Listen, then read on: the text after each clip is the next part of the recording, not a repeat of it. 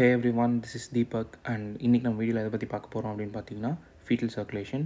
அதாவது ஒரு குழந்தை பிறக்கிறதுக்கு முன்னாடி மதர்ஸ் ஹோமில் இருக்கும்போது அந்த பிளட் சர்க்குலேஷன் எப்படி இருக்கும் அப்படிங்கிறது தான் இன்றைக்கி வீடியோ.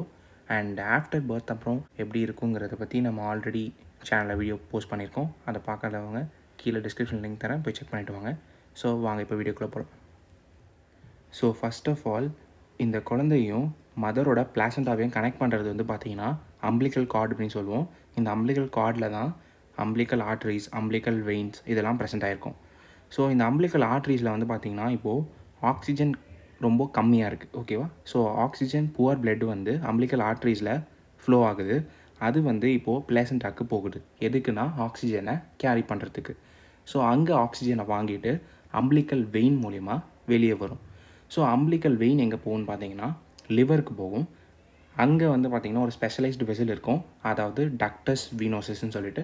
ஸோ இது என்ன பண்ணுன்னு பார்த்தீங்கன்னா லிவரில் இருக்கக்கூடிய மெஜாரிட்டி இந்த பிளட்டை வந்து அப்படியே ஐவிசிக்கு டிரெக்ட் பண்ணி விட்டுரும், ஓகேவா. ஸோ இப்போ அம்பிளிக்கல் வெயின்லேருந்து லிவருக்கு போய் அங்கே டக்டஸ் venosus மூலயமா ஐவிசிக்கு பிளட்டு போகுது. ஸோ அந்த இடத்துல என்ன ஆகுன்னு பார்த்தீங்கன்னா ஒரு மிக்சிங் நடக்கும். ஏன்னா இங்கே வந்து அம்பிளிக்கல் வெயினில் ஆக்சிஜன் ரிச் பிளட் தான் போகுது, ஏன்னா ஆக்சிஜனை கேரி பண்ணிடுச்சு இல்லையா. அண்ட் ஆல்ரெடி ஐவிசியில் வந்து பார்த்திங்கன்னா இந்த டிஆக்சி பிளட் தான் வந்து பார்த்திங்கன்னா ஃப்ளோ ஆகும். ஸோ இந்த டிஆக்சி பிளட்டும் அம்பிளிக்கல் வெயின்லேருந்து போகிற ஆக்சி பிளட்டுமே என்ன ஆகுதுன்னு பார்த்தீங்கன்னா மிக்ஸ் ஆகுது. ஸோ அதுதான் இந்த பர்பிள் கலரில் காமிச்சிருக்கேன், ஓகேவா. ஸோ ஐவிசிலேருந்து அது எங்கே இவென்ச்சுவலாக ட்ரெயின் ஆகும்னு பார்த்தீங்கன்னா ரைட் ஏட்ரியமில் ட்ரெயின் ஆகும். இந்த இடத்துல ஃபொராமன் ஓவேல் அப்படின்னு சொல்லிட்டு ஒரு விஷயம் இருக்கும்.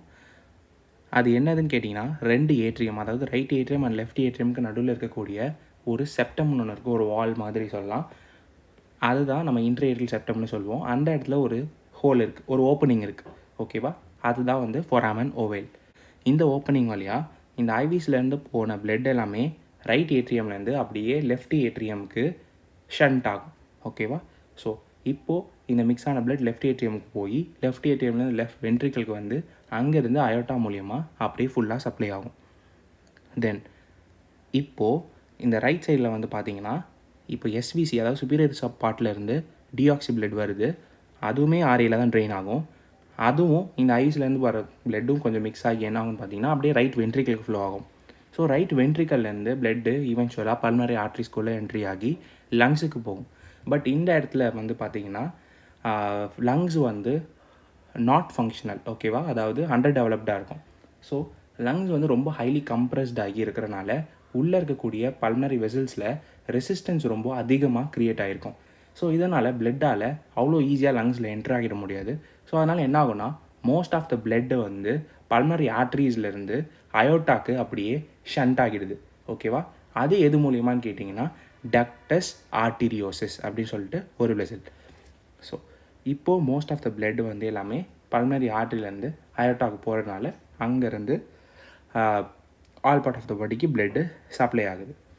மோஸ்ட்டாக லெஃப்ட் வென்ட்ரிக்கல்லேருந்து இந்த அயோட்டாக்கு என்ட்ரி ஆகுது பார்த்தீங்களா.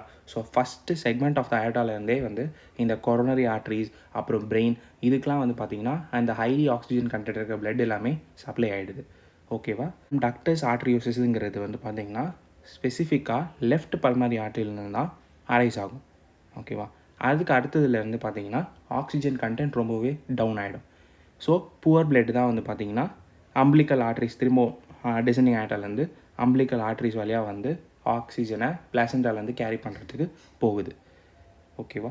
ஸோ அப்படியே அங்கேருந்து ஆக்சிஜனை கேரி பண்ணதுக்கப்புறம் திரும்பவும் அம்பிளிக்கல் வெயின் வழியாக வந்து இதே மாதிரி ஒரு சர்க்குலேஷனை திரும்பவும் பண்ணுது.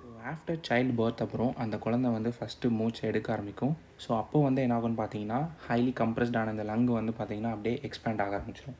ஸோ அதனால் ரெசிஸ்டன்ஸ் எல்லாமே ரொம்ப ட்ராப் ஆகி பிளட்டு வந்து லங்ஸ்குள்ளே ஃப்ளோ ஆகும். ஸோ இதனால் பல்மனரி சர்க்குலேஷன் வந்து பார்த்திங்கன்னா ரொம்ப ஆக்டிவாக ஆரம்பிச்சிடும். ஸோ இதுக்கப்புறம் என்ன ஆகும்னு பார்த்தீங்கன்னா இந்த ஃபொராமன் ஓவேல் அப்புறம் இந்த டக்டஸ் ஆர்ட்ரியோசிஸ் இது எல்லாமே வந்து பார்த்திங்கன்னா அப்படியே வேசோ கன்ஸ்ட்ரக்ட் ஆகி க்ளோஸ் ஆகிடும். அண்ட் இந்த அம்பிளிக்கல் கார்டுமே வந்து பார்த்திங்கன்னா டிஸ்கனெக்ட் பண்ணிடுறனால அம்பிளிக்கல் ஆர்ட்ரிஸ் அம்பிளிக்கல் வெயின்ஸுமே வந்து பார்த்திங்கன்னா வேசோ கன்ஸ்ட்ரக்ட் ஆகிடும், ஓகேவா. ஸோ இதுதான் வந்து பார்த்திங்கன்னா ஃபீட்டல் சர்க்குலேஷன்.